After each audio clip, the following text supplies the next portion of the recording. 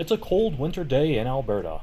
Daytime temperatures are hovering right around 30 degrees below zero, cold enough that I don't really need to specify a scale. Birds like this pileated woodpecker are probably wondering why they didn't follow that yellow warbler to Costa Rica, before remembering that migration is difficult and extremely dangerous.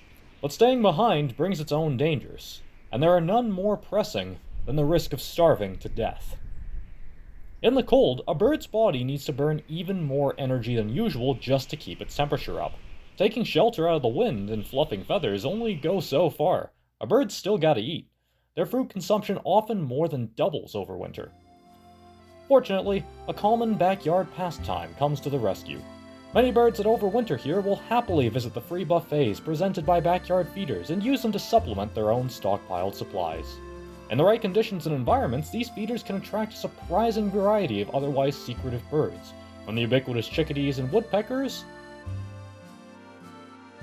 to the various kinds of winter finches, like pine and evening grosbeaks.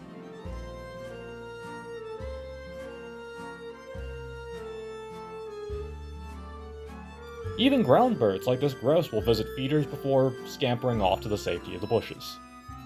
Unlike many other wild animals, feeder birds don't rely exclusively on a single food source. The role feeders play in their winter ecology is only a supplementary one. As a result, they're the sole exception to the otherwise strict rule not to feed wild animals. However, a degree of responsibility is still required. Bird feeders can attract very high densities of birds of a number of species, and so can become a significant breeding ground for disease.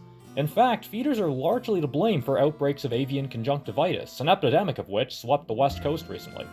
Because of that, it's important to clean bird feeders periodically, either with vinegar or soapy water, at least about every 2 weeks. Citing a single sick bird is reason to take feeders down entirely. Again, feeder birds don't rely on that food source. They have alternatives that they will happily use until it's safe to put that feeder back up. At that point, well, we can go back to admiring our feathery friends from afar.